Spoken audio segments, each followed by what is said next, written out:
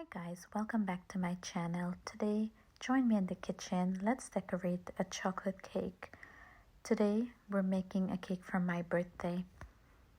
I love chocolate, so I baked myself a triple chocolate cake. The chocolate cake itself has two varieties of chocolate, and then we're filling in with chocolate ganache, and we're gonna also take it up a notch by adding some dulce de leche, which is a rich milky caramel.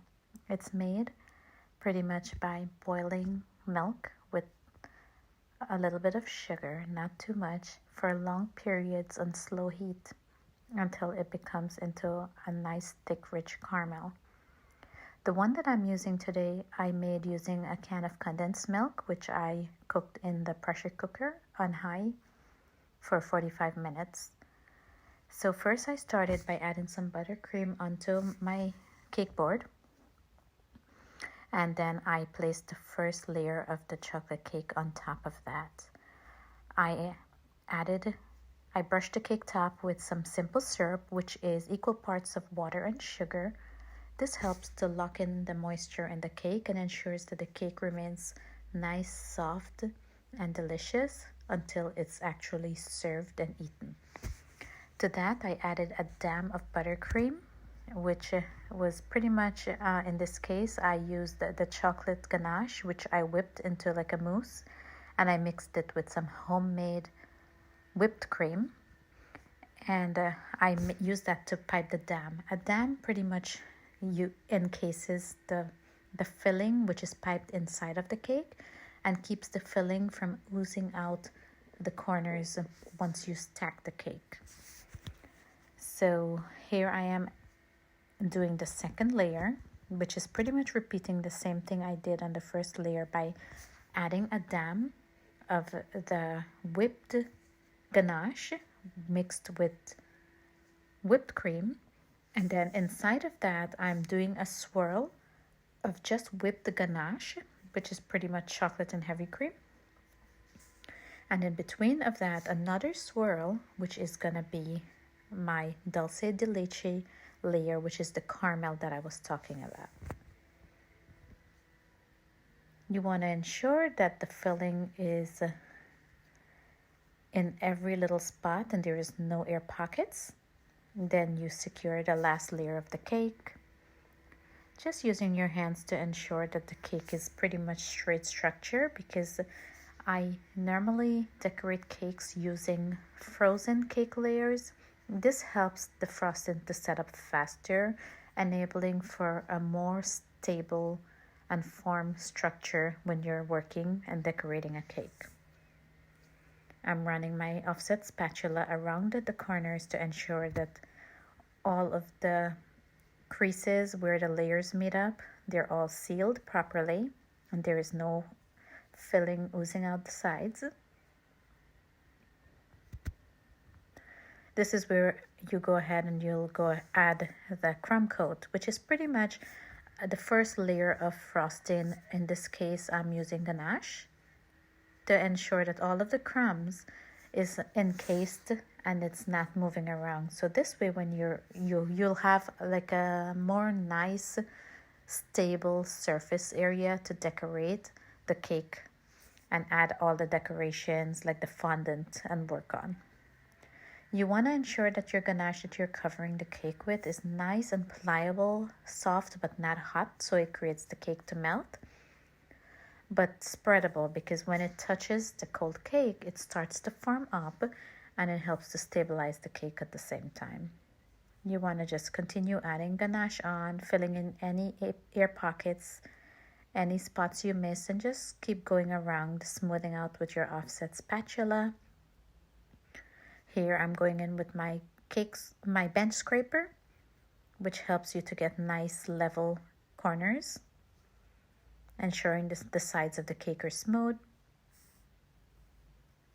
Just filling in again with the additional ganache, any little spots that I missed, and then smoothing it out again with the bench scraper. You want to keep doing this until you achieve the nice smooth sides that you're looking for. Then after you have a nice full coverage, I went ahead and I set the cake into the refrigerator for probably an hour. And then I do my final scraping on the cake to ensure that I have a nice smooth cake.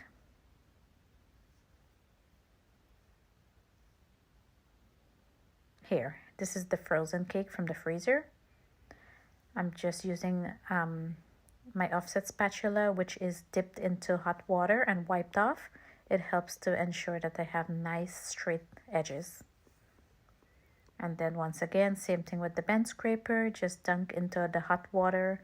It scrapes off any excess chocolate or anywhere that's uneven and gives you a nice even surface. Cleaning up the cake board. And again, you just do this until you feel comfortable with what you have. And if the cake looks ready, that you can start decorating.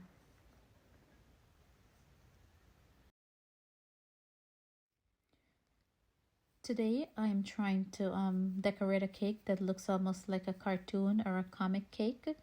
And you'll see what I mean, because at the end of the cake, I will be outlining everything using black fondant. I first start off by dyeing my fondant the color brown, which is almost to achieve the looks of the kind of cake, which is a chocolate cake in this case.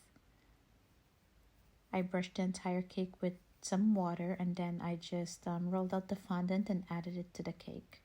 Here I'm just adding some lines to give the illusion of the actual layers of the cake. I wanted those to stand out a little bit more, so I tried brushing it with some cocoa powder to make them a little darker. But I found that I wasn't achieving the proper darkness that I was looking for, so I went in with some brown food coloring and I just painted the creases. Then next I'm applying some edible food glue. This is going to help me add a border of red fondant, which is supposed to again give an illusion of like the filling in a cake that's oozing out from the layers. This line again doesn't have to be perfect, it just have to look, it could look a little bit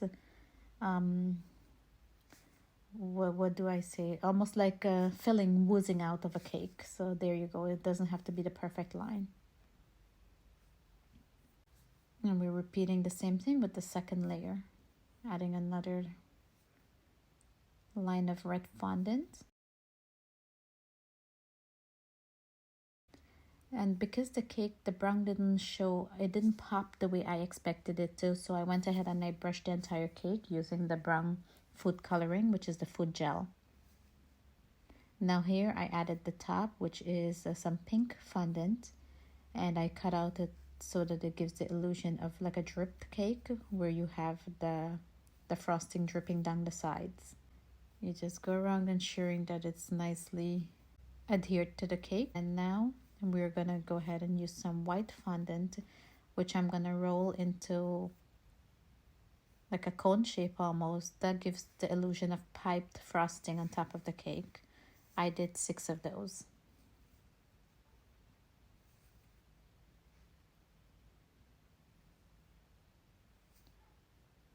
Again, you want to go ahead and you can attach those to the cake using some water, or you can use edible glue. And then on top of each of the piped frosting, I'm adding a fondant cherry, which is fondant dyed red, and I added little brown stems to it. And now it's the fun part where we get to line the entire cake. Everything is outlined with black fondant. I used my fondant extruder to get me those perfect little black lines. And then you want to just put some food edible glue onto each section, and then you add those little fondant strips all around, pretty much outlining it. Gives the illusion of a drawing.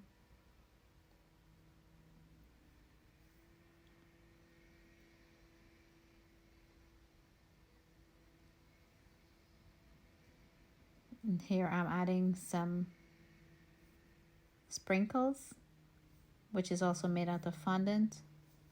I just kept the colors pink, and you want to also outline each piece of the sprinkles so that it gives the same illusion. I added some white pieces onto the cherries and on parts of the drip that looks like a reflection. And I think I pretty much got all of it. And the broken lines, that's okay because it even enhances better to show like it's a drawing. And there you have it, the cartoon cake, fully decorated.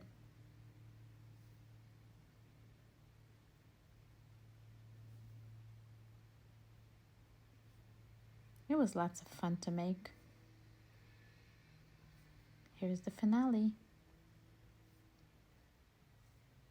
If you enjoyed this tutorial, please feel free to like and subscribe to my channel. Thank you for joining me. And here are some more pictures.